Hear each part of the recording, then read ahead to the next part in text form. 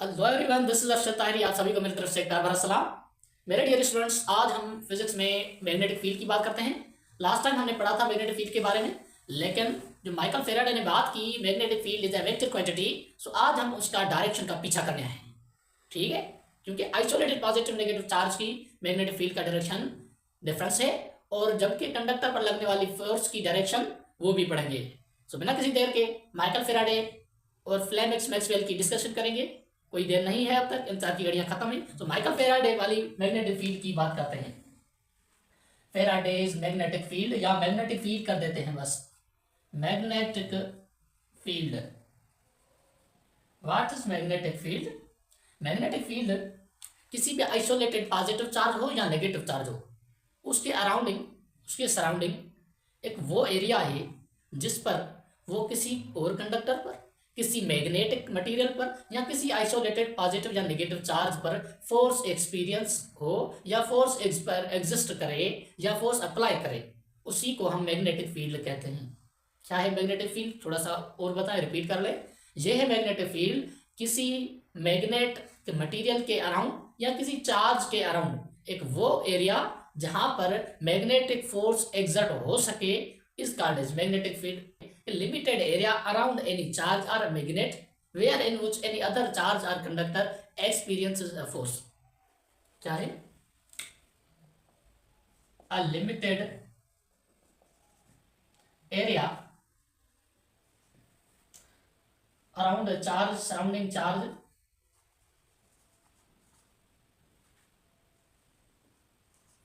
or a magnet. Magnet कोई permanent magnet भी हो सकता है या करंट कैरिंग कंडक्टर भी हो सकता है। A limited area surrounding a charge or magnet where in which any other charge or magnetic conductor or current carrying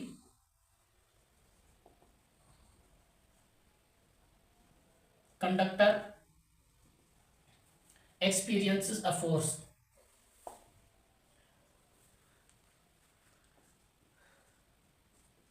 Is called आपका magnetic field. Magnetic field of कोई भी मैग्नेटिक मटेरियल हो उसको B से रिप्रेजेंट करते हैं, और B vector quantity है, तो वेक्टर क्वांटिटी का कोई ना कोई डायरेक्शन होता है। इसका डायरेक्शन भी फाइंड करेंगे। मैग्नेटिक फील्ड का कॉन्सेप्ट दिया था मिस्टर माइकल फेराडे ने। माइकल फेराडे ने बात की थी मैग्नेटिक फील्ड की कि कोई भी परमानेंट मैग्नेट हो या करंट कैरिंग कंडक्टर हो या कोई भी आइसोलेटेड चार्ज हो, उसके सराउंडिंग एक ऐसी स्पेस जहां पर वो खुद चार्ज पर एक्सर्ट कर सके फोर्स को, तो हम उसे मैग्नेटिक फील्ड कहेंगे। माइकल फेराडे, आप एग्जांपल दे सकते हैं? हाँ, बिल्कुल दे सकता हूं। वो पॉजिटिव चार्ज है, उसके सराउंडिंग फॉर एग्जांपल इतनी एरिया है जिसके अंदर वो किसी और चार्ज पर या करंट कैरिंग कंडक्टर पर फोर्स एक्सर्ट कर सकती है। इसी के एरिया के अंदर यहाँ पर पॉइंट्स बनाते हैं और एक पॉइंट यहाँ बनाते हैं। क्या मैं आपसे पूछूं यहाँ पर फोर्स एक्सर्ट कर रही है? आप बोलेंगे नहीं, क्योंकि उसकी जो लिमिटेड एरिया है वो ये है, इतनी है। ठीक है, यहाँ पर कोई चार्ज रखेंगे, यहाँ करंट कैरिंग लूप या कोई कंडक्टर रखेंगे, तो उस पर कोई ना कोई फोर्स एक्सर्ट करेगी। इसे हम मैग्नेटिक फील्ड कहेंगे। इस आइसोलेटेड पॉजिटिव चार्ज की मैग्नेटिक फील्ड है। बात आ रही है समझ में? तो ये है मैग्नेटिक फील्ड। इस मैग्नेटिक फील्ड के अंदर जो मैग्नेटिक फोर्स लगता है, तो हम पहले उसे पढ़ेंगे। उस फोर्स से हम मैग्नेटिक फील्ड की फार्मूला ड्राइव करेंगे और मैग्नेटिक फील्ड का डायरेक्शन पढ़ेंगे। उसके बाद लगने वाली फोर्स का डायरेक्शन पता करेंगे। ठीक है, मैग्नेटिक फील्ड के अंदर किसी भी चार्ज पर जो एक्सर्ट होने वाली फोर्स है वो डिपेंड करता है किन चीजों पर? मैं लिखता हूं, आप देखते जाएं। Magnetic force experienced by any charge in a magnetic field B depends upon, कौन सी चीजों पर डिपेंड करता है? एक तो डिपेंड करता है उस चार्ज की मैग्नीट्यूड पर, मैग्नीट्यूड ऑफ द चार्ज। उसके बाद अच्छा, मैग्नीट्यूड को क्यू से रिप्रेजेंट कर सकते हैं। दूसरी बात, वेलोसिटी ऑफ मूविंग चार्ज, उस मूविंग चार्ज की वेलोसिटी कितनी है उस पर भी डिपेंड करता है। उसको हम v से रिप्रेजेंट करेंगे, वेलोसिटी वेक्टर क्वांटिटी है। उसके बाद तीसरी पॉइंट ये है जिस पर मैग्नेटिक फोर्स डिपेंड करता है, वो है strength of magnetic field. Magnetic field कितना स्ट्रांग है, उस मैग्नेटिक फील्ड की स्ट्रेंथ के हवाले से उतना फोर्स ज़्यादा लगेगा। जितनी फील्ड स्ट्रांग उतना फोर्स स्ट्रांग, ठीक है। जिसकी वजह से अगर मैग्नेटिक फोर्स की जब बात करेंगे तो F is equal to Q V cross V, ये था ना मैग्नेटिक फील्ड। इसका मतलब क्या है, इसका मतलब ये है इसकी फोर्स भी एक वेक्टर क्वांटिटी है और वेलोसिटी और मैग्नेटिक फील्ड भी वेक्टर क्वांटिटी है। इसका मतलब यह है कि फोर्स जो मैग्नेटिक फोर्स है वो B और V दोनों के प्लेन के परपेंडिकुलर होता है ना।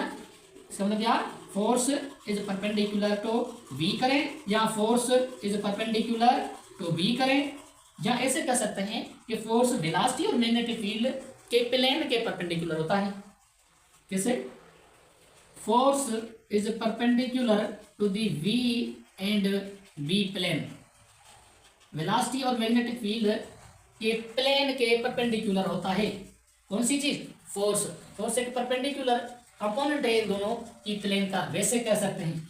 फॉर एग्जांपल अभी मैं आपसे बोलूं कि मैग्नेटिक फील्ड का फार्मूला क्या होगा, तो हम इससे ही मैग्नेटिक फील्ड का फार्मूला ड्राइव करेंगे। अभी फोर्स की कहानी दूर है, फोर्स पढ़ेंगे, ठीक है, इसके फौरन नहीं पढ़ेंगे। लेकिन मैग्नेटिक फील्ड का कंसेप्ट बेचारा माइकल फेराडे ने दिया था, थोड़ा सा ऐसे थियोलॉजी कर ले कि हाँ आपने जो पढ़ाया था उसका रेस्पॉन्स हम देंगे, जरूर देंगे, नो टेंशन, बेफिक्र रहें। मैग्नेटिक फील्ड का फार्मूला जब ड्राइव करेंगे यहाँ से, तो मैग्नेटिक फील्ड को आप अलग कर लें, Q और V जहाँ पर मल्टीप्लाई कर रहे हैं ना, उस वहाँ उस साइड पर जाके डिवाइड करा लें, तो फोर्स को डिवाइड करेंगे कौन सी चीजें, एक चार्ज और दूसरी वेलोसिटी। हाँ के ना, 100% बोलो हाँ। ये है वेलोसिटी, ये force applied per unit charge. बात थोड़ी सी ध्यान में आ रही है कि force applied per unit charge क्या होता है। हाँ आप बोलेंगे इलेक्ट्रिक फील्ड इंटेंसिटी होती है। इलेक्ट्रिक फील्ड इंटेंसिटी होती है तो थोड़ा सा हम इसे अलग कर दें, तो magnetic field is equal to E over V होता है। लेकिन ये ई ओवर वी हम पढ़ेंगे वेलोसिटी सेलेक्टर मेथड में, कोशिश करते हैं जहां पर पढ़ते ही नहीं है, आपको वहां पर समझ में आएगी, जहां पर कोई टाइम वेस्ट नहीं करते। यहाँ पर जैसे फार्मूला ड्राइव करने की कोशिश करते हैं कि मैग्नेटिक फील्ड, आप बताएं तो फोर्स का यूनिट क्या है, आप बोलेंगे न्यूटन। फिर मैं आपसे पूछूं कूलम चार्ज का यूनिट क्या है, आप बोलेंगे कूलम। वेलोसिटी का वेलोसिटी का मैग्नीट्यूड और उसका यूनिट क्या हो सकता है, मीटर पर सेकंड। क्यों, क्योंकि इसलिए जब कोई इलेक्ट्रॉन फ्लो करेगा या कोई चार्ज पॉजिटिव नेगेटिव चार्ज हो सकता है ना, क्यों, वो जब चार्ज कोई फासला तय करेगा तो वो पर सेकंड तय करेगा, उसको उसके अंदर वेलोसिटी प्रोड्यूस होगी, ठीक है, मैग्नेटिक फील्ड के अंदर। अब जब बात करते हैं न्यूटन पर कूलम मीटर पर सेकंड, इस सेकंड को इससे डिवाइड कर ले, हाँ आप बोलेंगे बिल्कुल जरूर आपकी चीज है, ये मीटर। कूलम पर सेकंड क्या होता है, आप बोलेंगे सर ये तो करंट का यूनिट है, तो मैं क्या लिखूंगा, न्यूटन पर एम्पियर मीटर। ये है हमारा मैग्नेटिक फील्ड का एसआई यूनिट। क्या, एसआई यूनिट। मैग्नेटिक फील्ड के सीजीएस की बात करेंगे तो एक न्यूटन कितने के बराबर होता है, डाइन के बराबर होता है। तो डाइन पर कूलम का यूनिट क्या है सीजीएस के अंदर, कूलम का सीजीएस के अंदर यूनिट है क्या, ESU, very nice, ESU into metre का, यानी कि मीटर लेंथ का यूनिट है। इस लेंथ का सीजीएस में यूनिट क्या होगा, सेंटीमीटर। और सेकंड तो हर मैग्नेटिक फील्ड कोई भी सिस्टम हो उसका यूनिट चेंज नहीं होता, ये है सेकंड। तो बात करते हैं डाइन, इस सेकंड को इससे डिवाइड कर लें तो ईएसयू पर सेकंड बनता है, और यहाँ सेंटीमीटर रखेंगे तो ये क्या बनेगा हमारे पास, डाइन ईएसयू पर सेकंड किसके बराबर होता है, करंट का सीजीएस में यूनिट किसके बराबर होगा, बायोट। क्या, बायोट इनटू सेंटीमीटर।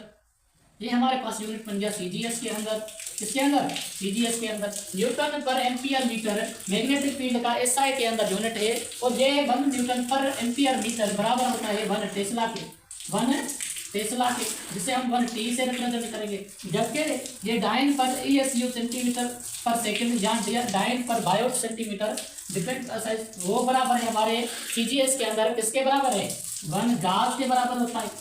1 गाज जिसे हम जी से रिप्रेजेंट करते हैं। तो आप बता सकते हैं मुझे 1 टेस्ला और 1 गाज में से कौन सा ग्रेटर है, आप बोलेंगे कोई भी ग्रेटर नहीं है, 1 tesla is not equal to 1 gauss, बराबर में नहीं है। और हमें पता है कि 1 टेस्ला ग्रेटर देन 1 गाज, क्योंकि 1 टेस्ला बराबर होता है 10 पावर 4 गाज के। 1 टेस्ला किसके बराबर होता है? 10 पावर 4 गाज के बराबर होता है। यह है मैग्नेटिक फील्ड। उस मैग्नेटिक फील्ड का अब हम डायरेक्शन पढ़ने जाएंगे। क्या डायरेक्शन? मैग्नेटिक फील्ड के मैग्नीट्यूड और उसकी स्ट्रेंथ का हमें तो माइकल फैराडे ने बताया था। मैग्नेटिक फील्ड यूनिफॉर्म हो सकती है, स्ट्रांग हो सकती है, वीक हो सकती है। कहाँ होती है वो भी माइकल फैराडे ने बताया था। माइकल फैराडे ने बताया था अगर मैग्नेटिक फील्ड के अंदर, जिससे हमने इलेक्ट्रिक फील्ड पढ़ा है, इलेक्ट्रिक फील्ड के अंदर इलेक्ट्रिक फील्ड लाइन्स होती हैं। माइकल फैराडे कहता है कि मैग्नेटिक फील्ड के अंदर भी मैग्नेटिक फील्ड लाइन्स होती हैं। ये कहता है कि जैसे इलेक्ट्रिक फील्ड के अंदर इलेक्ट्रिक फील्ड लाइन्स लूप नहीं बनाते, अनलाइक दिस मैग्नेटिक फील्ड के अंदर जो मैग्नेटिक फील्ड लाइन्स हैं वो क्लोज लूप बनाते हैं। ठीक है, वो जैसे पॉजिटिव से इमर्ज होकर नेगेटिव में इंटर होती हैं, वैसे ही ये कहता है कि नॉर्थ से निकलकर मैग्नेटिक फील्ड साउथ में इंटर होती हैं। ये सब चीज़ें पढ़ती आए हैं प्रीवियस लेक्चर्स में। फिजिक्स एक ऐसा सब्जेक्ट है जिसमें हर पिछले दिन वाला लेक्चर रिपीट करना पड़ता है अगले दिन। ठीक है, सारी चीज़ें पढ़े हैं हमने। लेकिन माइकल फैराडे की बात जो हमें स्ट्रेंथ ऑफ मैग्नेटिक फील्ड बताता है, तो वो आज हम पढ़ेंगे कि फॉर सपोज ये कहता है कि मैग्नेटिक फील्ड लाइन्स अगर यूनिफॉर्मली डिस्ट्रीब्यूटेड हैं, हर मैग्नेटिक फील्ड के लाइन के बीच में इक्वल डिस्टेंस है, तो वो यूनिफॉर्म मैग्नेटिक फील्ड कहलाएगी। ठीक है, दूसरी थी नॉन यूनिफॉर्म। अगर मैग्नेटिक फील्ड की लाइंस के बीच में डिस्टेंस इक्वल नहीं है, तो वो नॉन यूनिफॉर्म मैग्नेटिक फील्ड कहलाएगी। उस यूनिफॉर्म मैग्नेटिक फील्ड के अंदर भी स्ट्रांग और वीक मैग्नेटिक फील्ड का कंसेप्ट है। ये मैग्नेटिक फील्ड है, उसकी एक लाइन है मैग्नेटिक फील्ड लाइन। जब हम इसकी ज्यादा मैग्नेटिक फील्ड लाइंस बनाएंगे और उसके बीच में इक्वल डिस्टेंस रखेंगे, आप देखें इसके अंदर मैग्नेटिक फील्ड डिस्टेंस इक्वल है, तो ये हमारी यूनिफॉर्म मैग्नेटिक फील्ड कहलाएगी। कौन सी magnetic field? Uniform magnetic field. जब हम इन मैग्नेटिक फील्ड लाइंस के बीच में थोड़ा सा डिस्टेंस इरेगुलर कर दें, अनइक्वल कर दें, फॉर एग्जाम्पल कैसे? फॉर एग्जाम्पल ऐसे कि ये एक मैग्नेटिक फील्ड, दूसरी है ये मैग्नेटिक फील्ड, तीसरी मैं मैग्नेटिक फील्ड लाइंस ये बना देता हूँ और ये मैग्नेटिक फील्ड। आप बताएं हर एक मैग्नेटिक फील्ड लाइन के बीच में डिस्टेंस इक्वल है? नहीं, तो ये हमारी नॉन यूनिफॉर्म मैग्नेटिक फील्ड कहलाएगी। पहले दो मैग्नेटिक फील्ड लाइंस के बीच में डिस्टेंस देखो, फिर दूसरी और तीसरी मैग्नेटिक फील्ड लाइंस के बीच में डिस्टेंस देखो, फिर लास्ट दोनों मैग्नेटिक फील्ड लाइंस के बीच में डिस्टेंस देखो, डिस्टेंस इक्वल नहीं है। This is non uniform magnetic field, non uniform magnetic field. ठीक है, जब स्ट्रेंथ ऑफ मैग्नेटिक फील्ड की बात करेंगे तो वो ये कुछ इसी तरह है कि फॉर सपोज ये एक ऐसी मैग्नेटिक फील्ड एक ये है। अब आप मुझे बता सकते हैं कि मैग्नेटिक फील्ड स्ट्रांग कहां पर है और वीक कहां पर है? ये मैं आपको बता देता हूं कि मैग्नेटिक फील्ड ये है, उसकी डायरेक्शन ये है। ठीक है, जहां पर magnetic field lines closely related हो वहां पर मैग्नेटिक फील्ड क्या होगी? स्ट्रांग। जब मैग्नेटिक फील्ड लाइंस एक दूसरे से दूर चली जाएंगी तो वहां पर मैग्नेटिक फील्ड वीक हो जाएगी। आप मुझे बता सकते हैं ए पॉइंट पर मैग्नेटिक फील्ड क्या है और बी पॉइंट पर मैग्नेटिक फील्ड क्या है? हाँ, ए पॉइंट पर मैग्नेटिक फील्ड स्ट्रांग है, स्ट्रांग मैग्नेटिक फील्ड, जबकि जहां पर वीक मैग्नेटिक फील्ड है। क्यों? इसलिए कि हमने पता कर दिया कि मैग्नेटिक फील्ड लाइंस जब एक दूसरे से दूर चली जाएंगी उनके बीच में डिस्टेंस ज्यादा होगा, मैग्नेटिक फील्ड वीक होगी। मैग्नेटिक फील्ड लाइंस जैसे करीब होंगे तो वहां पर फील्ड स्ट्रांग होगी। अभी स्ट्रांग और वीक मैग्नेटिक फील्ड की बात की है, अभी तक मैग्नेटिक फील्ड की डायरेक्शन की बात नहीं की। मैग्नेटिक फील्ड की डायरेक्शन की बात करने से पहले मैग्नेटिक फील्ड और इलेक्ट्रिक फील्ड इंटेंसिटी की रिलेशन पढ़ लेते हैं, क्योंकि शुरू से हम चार्ज और मैग्नेटिक फील्ड की एनालॉजी पढ़ के आए हैं और चार्ज को मैग्नेटिक फील्ड के साथ जब एनालॉजी पढ़ते रहे की वजह से मैग्नेटिक फील्ड और इलेक्ट्रिक चार्ज की वजह से इलेक्ट्रिक फील्ड इंटेंसिटी जो बनती है उसके बाद उसके बीच में रिलेशन पढ़ेंगे। तो magnetic field is equal to F/Q × V होता है। ठीक है, चार्ज पर लगने वाली फोर्स मैग्नेटिक फील्ड के अंदर इसके बराबर होता है। Magnetic field is equal to E/V होता है कि नहीं? ये था E/V, E भी वेलोसिटी, V भी वेलोसिटी, तो E भी इलेक्ट्रिक फील्ड वेक्टर है और V भी वेक्टर है। तो आप मुझे बता सकते हैं कि इलेक्ट्रिक फील्ड और इलेक्ट्रिक फील्ड इंटेंसिटी और वेलोसिटी का स्लोप क्या देगा हमें? Magnetic field slope of electric field intensity and that of velocity gives magnetic field intensity. जब स्लोप की बात करेंगे तो ग्राफ बनाएंगे electric field intensity versus velocity.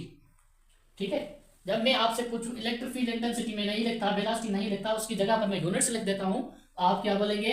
यहाँ पर मैं बोलूंगा न्यूटन पर कूलम और जहां पर मैं बोलूंगा मीटर पर सेकेंड, आप मुझे क्या ग्राफ के अंदर देंगे, आप मुझे देंगे वेलोसिटी, पहले तो लिखेंगे मैग्नेटिक फील्ड, क्योंकि सर आपने पहले इलेक्ट्रिक फील्ड और वेलोसिटी लिखा था, पहले हम मैग्नेटिक फील्ड लिखेंगे। जब आप यूनिट्स की बात करेंगे तो हम भी यूनिट की बात करेंगे, न्यूटन पर कूलम और मीटर पर सेकंड जो हमें देते हैं वो हमारे पास हमें क्या देते हैं, पहले इसका स्लोप बनाएंगे, न्यूटन पर कूलम को डिवाइड करेंगे मीटर पर सेकंड से, ठीक है, तो हमें क्या मिलेगा, न्यूटन को इस कूलम के साथ डिवाइड कर लेंगे, coulomb into second into metre, तो ये न्यूटन पर एम्पियर मीटर बनता है, न्यूटन पर एम्पियर मीटर बनता है, और यही न्यूटन पर एम्पियर मीटर बराबर होता है 1 टेस्ला के, तो हम यहाँ पर 1 टेस्ला लिख देंगे, क्या लिख देंगे, 1 टेस्ला लिख देंगे। This is the slope between electric field intensity and magnet and velocity of isolated positive और नेगेटिव चार्ज, जिसकी वजह से मैग्नेटिक फील्ड मिलती है। डियर स्टूडेंट्स, ये चैप्टर अभी पढ़ने में आए तो 2 या 3 दिन लग जाएंगे, चैप्टर खत्म हो जाएगा, लेकिन मेरी मर्जी यह है कि इसको थोड़ा सा माइक्रोस्कोप ले आकर बारीक लेवल पर पढ़ेंगे, ताकि कोई ऐसा कंसेप्ट और डाउट रहे ही ना जो आपके लिए पूछने के काबिल बने। सारा मैग्नेटिक फील्ड के मैग्नीट्यूड, और माइकल फेराडे ने हमें बताया कि मैग्नेटिक फील्ड एक वेक्टर क्वांटिटी है, और ये तो आपको पता है, वो तो सब कुछ ये नहीं बताएगा, वेक्टर क्वांटिटी है मैग्नेटिक फील्ड, और उसका मैग्नीट्यूड भी होगा, वेलोसिटी का डायरेक्शन भी होगा किसी चार्ज के अंदर, ठीक है। माइकल फेराडे की जब बात करते हैं तो उसके साथ साथ उसके कलीग्स की बात करेंगे, मैक्सवेल और फ्लेमेंग, ये 2 साइंटिस्ट थे जो कि आपके क्लोज दोस्त थे, वो रोज कचहरी करने जाते थे समंदर के किनारे गप्पे मारने।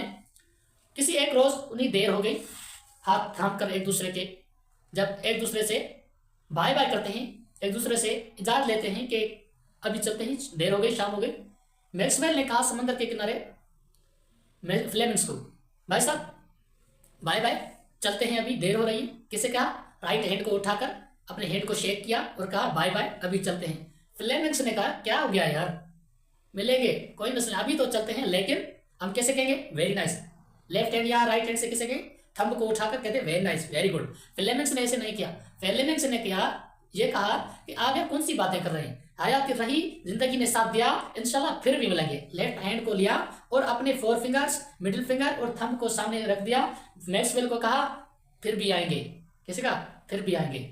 लेकिन दूसरी दिन जब ये आप दूसरे से मिले समंदर के किनारे, तो फ्लेमिंग्स ने मैक्सवेल को कहा यार एक बात बताऊं आपसे, उसने कहा हाँ आप बात करें, फिजिक्स के अंदर या तो वो थ्योरी बन जाए या तो ला, आज बात करें मैं भी ला बन जाए या थ्योरी बन जाए। उसने कहा यार वो तो पता नहीं, लेकिन आपको पता है, याद है कुछ, कौन सी बात याद आ रही होगी मुझसे। उसने कहा माइकल फेराडे ने तो मैग्नेटिक फील्ड का कंसेप्ट दिया था और वो बताया था कि मैग्नेटिक फील्ड एक वेक्टर क्वांटिटी है, पता है, हाँ जरूर। उसने मैग्नेटिक फील्ड का मैग्नीट्यूड तो बताया था, लेकिन उसने वेक्टर की डायरेक्शन नहीं बताई थी। क्यों ना आज मुझे थोड़ा सा लगता है कि आपकी कल की इंप्रेशंस और मेरी इंप्रेशंस कि उसमें मुझे लगता है कि उसमें कोई ना कोई भलाई है, उसमें मैग्नेटिक फील्ड का डायरेक्शन पता चल जाएगा। मैक्सवेल ने कहा वाह यार अमेजिंग, इतनी अच्छी बात, मेरी तो ज़हन ही नहीं जा रही उधर। उसने कहा हाँ इसमें हम मैग्नेटिक फील्ड के डायरेक्शन का पता कर सकते हैं। उसने क्या कहा, उसने कहा कि आपके जो राइट हैंड जो मैंने देखा उसकी बहुत प्यारा यूज है। कैसे यूज है, जो आपके राइट हैंड की मदद से हम मैग्नेटिक फील्ड का डायरेक्शन पता कर सकते हैं। आपके राइट हैंड यानी कि मैक्सवेल्स के राइट हैंड का थंब जो होगा चार्ज की वेलोसिटी के डायरेक्शन में रखेंगे, और जो फिंगर्स होंगी जब उनको कर्ल करेंगे तो वो मैग्नेटिक फील्ड का डायरेक्शन बताएगी। कैसे, तो इसलिए पहले मैग्नेटिक फील्ड की रिप्रेजेंटेशन कैसे कर सकते हैं। मैग्नेटिक फील्ड को रिप्रेजेंट किया जा सकता है 2 तरह से, एक क्रॉस दूसरा डॉट, एक क्रॉस दूसरा डॉट। क्रॉस जो हमें मैग्नेटिक फील्ड का डायरेक्शन बताएगी, वो क्या बताएगी, ये बेसिक डायरेक्शन कॉन्सेप्ट है, माइकल फेराडे और मैक्सवेल की बात दूर है, ठीक है। ये इनवर्ड फील्ड बताती है हमें, ये कौन सी फील्ड बताती है, इनवर्ड मैग्नेटिक फील्ड। जब ये डॉट की बात करेंगे तो ये डॉट और ये डॉट, ये हमें आउटवर्ड मैग्नेटिक फील्ड बताएगी, जो कि प्लेन से आउटसाइड है, ये आउटवर्ड मैग्नेटिक फील्ड। इनवर्ड और आउटवर्ड मैग्नेटिक फील्ड का पता कैसे करेंगे, और सपोज ये क्या है, मेरी हाथ है, वो प्लेन है, जब मैग्नेटिक फील्ड आउटवर्ड डायरेक्शन दिखाएंगे तो ऐसे वो आपकी तरफ आ रही है, ठीक है। जब इनटू द प्लेन करेंगे तो हमें इनसाइड या इनवर्ड मैग्नेटिक फील्ड बताएगा। ये क्रॉस और डॉट बेसिक रिप्रेजेंटेशंस हैं मैग्नेटिक फील्ड के अंदर। और मैग्नेटिक फील्ड का डायरेक्शन आपको पता है किस चीज पर डिपेंड करता है, वो डिपेंड करता है या तो पॉजिटिव नेगेटिव चार्ज की नेचर या तो करंट कैरिंग कंडक्टर, ठीक है। जब करंट कैरिंग कंडक्टर की डायरेक्शन की बात करेंगे तब भी मैक्सवेल का राइट हैंड रूल, जब मैग्नेटिक फील्ड की बात करेंगे चार्ज की नेचर के बाद के बेस पर तब भी मैग्नेटिक फील्ड के डायरेक्शन मैक्सवेल के राइट हैंड रूल पर और फ्लेमिंग के लेफ्ट हैंड रूल पर पता कर सकते हैं। ठीक है, जब बात करते हैं पॉजिटिव नेगेटिव चार्ज की, तो magnetic field direction depends upon number one nature of charge, nature of charges, maybe it is either a positive or negative। ठीक है, दूसरा मैग्नेटिक फील्ड की डायरेक्शन डिपेंड करती है डायरेक्शन ऑफ करंट पर। Direction of current, current की direction कौन सी हो सकती है? जब पॉजिटिव नेगेटिव चार्ज की बात करेंगे तो पॉजिटिव चार्ज के लिए हम फॉर पॉजिटिव चार्ज हम Maxwell's right hand rule use करेंगे। नेगेटिव की बात करेंगे या पॉजिटिव की बात करेंगे अभी तो फ्लेमिंग्स लेफ्ट हैंड रूल। ठीक है, नेगेटिव की बात करेंगे तो Maxwell's left hand rule use करेंगे और Fleming's right hand rule use करेंगे।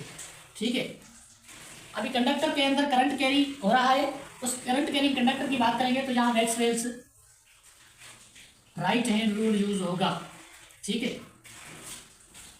पॉजिटिव नेगेटिव चार्ज की डायरेक्शन वो आइसोलेटेड हो सकते हैं। मैक्सवेल ने बताया, माइकल फेराडे ने भी बताया हमें, पॉजिटिव चार्ज है उसके लिए इलेक्ट्रिक फील्ड लाइंस जैसे आउटवर्ड होती हैं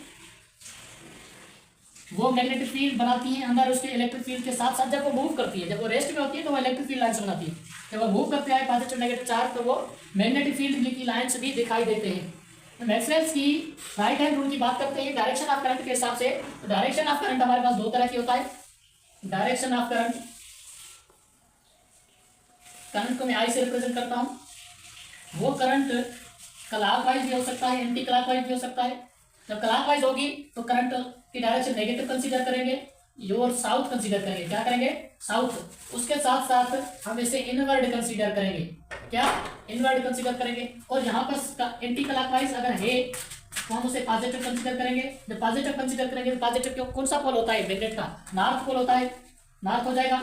और नॉर्थ पोल हमें आउटवर्ड मैग्नेटिक फील्ड बताता है। कौन सी फील्ड? आउटवर्ड। ये डायरेक्शन ऑफ करंट है, इस करंट की डायरेक्शन पर डिपेंड करता है मैग्नेटिक फील्ड का डायरेक्शन। अच्छा, कभी कभी मैग्नेटिक फील्ड डायरेक्शन को हम कैसे रिप्रेजेंट करते हैं? डॉट और क्रॉस से। तो वही डॉट और क्रॉस कभी कभी करंट की डायरेक्शन भी बता सकते हैं। जब इनवर्ड की बात करेंगे वो क्रॉस से रिप्रेजेंट किए जाएंगे, जब आउटवर्ड की बात करेंगे तो वो डॉट से रिप्रेजेंट किया जाएगा। अभी डायरेक्शन ऑफ मैग्नेटिक फील्ड तक आप पहुंचे हैं। फॉर एग्जाम्पल ये एक प्लेन है, इस प्लेन के अंदर करंट, ये कौन सी करंट है? आप देखिए डॉट है, आउटवर्ड रिप्रेजेंट हो रहा है। ये करंट को मैंने रिप्रेजेंट किया है, आई आउटवर्ड है। इस प्लेन के अंदर करंट आउटवर्ड है। करंट को हम express right hand rule use करेंगे तो थंब क्या बताएगा? डायरेक्शन ऑफ करंट बताएगी। और कर्लिंग ऑफ फिंगर्स क्या बताएंगी? एक थंब हमें बताएगी direction of current, curling fingers क्या बताएगी? Direction of magnetic field B. तो यहां पर कैसे करेंगे? करंट आउटवर्ड डायरेक्शन है तो मैं अपने राइट हैंड का थंब आउटवर्ड कर दूंगा। जब आउटवर्ड कर दूंगा आप मुझे बताएं ये फिंगर्स कहां कर लो रही है? Clockwise, anti clockwise? मुझे तो एंटी क्लॉकवाइज दिखाई दे रहा है। आप भी देखिए यहाँ पर एंटी क्लॉकवाइज है। ये करंट की डायरेक्शन अभी तो राइट साइड हो गया, लेकिन आपकी तरफ जब करेंगे ये आउटवर्ड ऑफ द प्लेन हो जाएगा। और करंट और ये मैग्नेटिक फील्ड लाइंस की कर्लिंग जो बताती है वो एंटी क्लॉकवाइज बताती है। जब एंटी क्लॉकवाइज बताती है तो उस प्लेन का फेस क्या हो जाएगा? नॉर्थ। ठीक है, अब ये बात करते हैं तो ऐसे हो जाएगी magnetic field lines. Magnetic field ऐसे हो जाएगी। ये magnetic field lines anti clockwise होती हैं। एंटी क्लॉकवाइज बात करते हैं तो ये पॉजिटिव बताएगी। जब पॉजिटिव की बात करेंगे तो ये नॉर्थ पोल बताएगा, क्योंकि फेस जो अपीयर होगा वो फेस अपीयर होगा एज ए एंटी क्लॉकवाइज। ठीक है, आ रही है बात समझ में? तो हम ऐसे करेंगे, जब मैं इस प्लेन के अंदर क्रॉस के जरिए मैं मैग्नेटिक फील्ड को, करंट को रिप्रेजेंट करता हूं। यह है करंट की डायरेक्शन क्रॉस, यानी कि into the plane. Into the plane बात करूंगा, उसका फेस हमें कैसे दिखाई देगा? फेस अपीयर होगा एज साउथ। कैसे? ये करंट थंब है, थंब करंट की डायरेक्शन बताता है, वो इनसाइड द प्लेन। मैं थंब को इनसाइड द प्लेन लेकर जा रहा हूं। ये करंट की बात करते हैं। ठीक है, करंट जब रिप्रेजेंट किया जाए डॉट और क्रॉस से, तब मैं इस प्लेन के अंदर करंट की डायरेक्शन दिखा देता हूं कि थंब की डायरेक्शन को मैं इनसाइड द प्लेन लेता हूं और उसका फेस हमें क्या दिखाई दे रहा है? उसका फेस हमें दिखाई दे रहा है साउथ। और ये फील्ड ऐसे बनेगी। तो ये कैसी बनेगी फील्ड की डायरेक्शन? क्लॉकवाइज नेगेटिव होती है और ये साउथ पोल हमें दिखाई देगी, साउथ पोल। ठीक है, ये था करंट की डायरेक्शन और उसके हिसाब से मैग्नेटिक फील्ड का डायरेक्शन। जब करंट की डायरेक्शन क्लॉकवाइज है या एंटी क्लॉकवाइज तो उसका मैग्नेटिक फील्ड की डायरेक्शन रिवर्स हो जाती है। जब इसके बीच में मैग्नेटिक फील्ड की डायरेक्शन चेंज करेंगे, जहां जब हम करंट कैरिंग कंडक्टर की बात करेंगे तो करंट कैरिंग कंडक्टर के अंदर भी करंट का डायरेक्शन, फॉर सपोज एक करंट कैरिंग कंडक्टर है, उसके अंदर मैग्नेटिक फील्ड कैसे बनेगी, तो हम पहले ये एक अलग है, करंट की डायरेक्शन ये है, तो करंट की डायरेक्शन में अपना थंब रखेंगे, कर्लिंग फिंगर्स में क्या बताएंगे, मैग्नेटिक फील्ड का डायरेक्शन, करंट अपवर्ड है, जब कर्लिंग फिंगर्स को कर्ल करते हैं जो एंटी क्लॉकवाइज फ्लो हो रही है तो ऐसे ये एंटी क्लॉकवाइज मैग्नेटिक फील्ड बनाती है। जब करंट की डायरेक्शन को रिवर्स कर देंगे तो उसमें मैग्नेटिक फील्ड की डायरेक्शन भी रिवर्स हो जाएगी, तो ये ऐसे हो जाएगी। ये कौन सी है, क्लॉकवाइज मैग्नेटिक फील्ड। करंट की डायरेक्शन को रिवर्स कर देने से मैग्नेटिक फील्ड का डायरेक्शन भी चेंज हो जाता है। फॉर सपोज इस कंडक्टर को मैं बैटरी के सोर्स से कनेक्ट कर देता हूं, ये कनेक्ट हो गया, पॉजिटिव नेगेटिव। अभी आप बताएं करंट कहाँ फ्लो करेगी, करंट फ्लो करेगी यहाँ पर, और जब ये करंट है इसी डायरेक्शन में हम क्या करते हैं, मैग्नेटिक फील्ड की डायरेक्शन मालूम करने के लिए राइट हैंड थंब यूज करते हैं, तो थंब करंट की डायरेक्शन में है, राइट हैंड जब करंट फिंगर्स को कर्ल करते हैं तो ऐसे पहले इनसाइड तो मैग्नेटिक फील्ड बनाते हैं, फिर आउटसाइड। जब ऐसी बात करेंगे ये इनसाइड मैग्नेटिक फील्ड बनाएगा और ऊपर से जब फिंगर्स आउट की तरफ आएंगे तो ये डॉट बनाएंगे। ठीक है, ऊपर की तरफ मैग्नेटिक फील्ड का डायरेक्शन आउटवर्ड, नीचे से देखते हैं तो इनवर्ड, ऊपर से देखते हैं आउटवर्ड है तो हमारा नॉर्थ बन जाएगा और नीचे साउथ बन जाएगा। जब नॉर्थ की बात करते हैं तो एंटी क्लॉकवाइज, ऊपर से नीचे से क्या है, क्लॉकवाइज। ये था मैग्नेटिक फील्ड की direction on the base of current carrying conductor. Conductor के अंदर करंट की डायरेक्शन की वजह से मैग्नेटिक फील्ड जो प्रोड्यूस होती है उसके डायरेक्शन। ठीक है, आज हमने यही पढ़ा है मैग्नेटिक फील्ड की डायरेक्शन। कल हम कोशिश करेंगे मैग्नेटिक फोर्स जो अप्लाई हो रही है डायरेक्शन उसकी क्या होगी, उसके डिफरेंट केसेस पढ़ेंगे, उस पर चार्ज के ऊपर मैग्नेटिक फील्ड का फोर्स अप्लाई होने से उसका पाथ कौन सा होता है, ट्रेजेक्टरी कौन सी होती है, उसके बाद charge to mass ratio etcetera वगैरह जो भी है आगे पढ़ेंगे। So wish you best of luck, thank you so much.